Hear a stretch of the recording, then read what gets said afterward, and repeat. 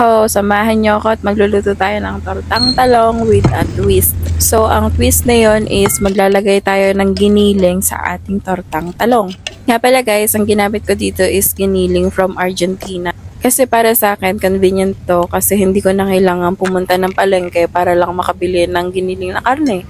Tsaka favorite na favorite to namin dito sa bahay. Kaya lagi kami merong ganito. So, Century Pacific Food. Baka naman po baka naman. Pala guys, sorry na. Madaming nagtatanong sa akin bakit halos isang linggo daw ako hindi nakapag-upload sa page ko. Medyo naging busy lang talaga yung ate mo. Pero sa susunod na mga araw is mag-upload na tayo. Tsaka abangan nyo yung sunod na dadalhan natin ng pagkain sa bahay nila.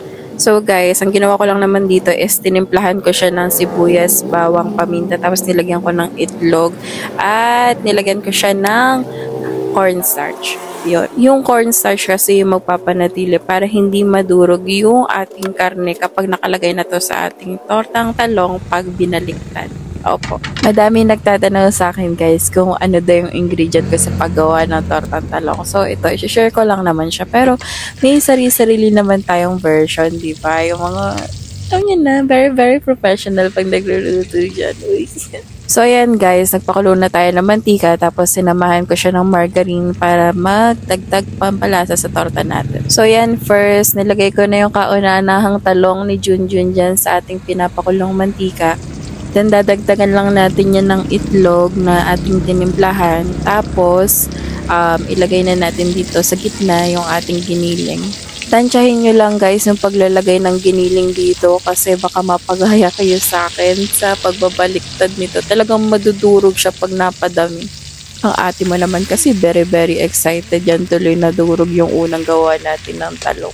Nga pala, lutuin natin to sa medium heat lamang kasi mabilis maluto yung talong and yung giniling natin is paka mahilaw. Diyos ko, yung first attempt ko talagang durog na may. Pero sino may sabing susuko tayo guys? Walang susuko sa bayan na to. Let's go! Kaya nga sa pangalawang pagkakataon ay sinigurado ko mababaliktad ko to ng ayos tulad ng ginawa niya sa akin. No? Ay, walang ganun. Wala talagang ganun.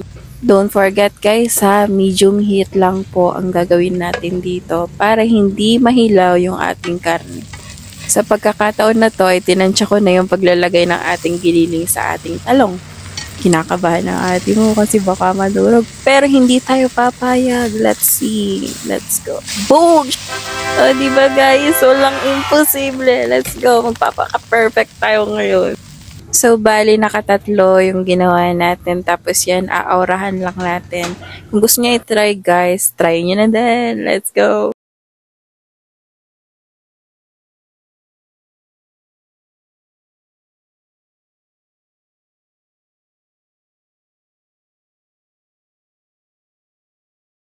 Ang ate mo may pagka-OA din minsan talaga. Nakapagluto nga pala ako guys ng 3 piraso. Tapos iniilalim ko na lang yung first attempt na ginawa ko. So yan.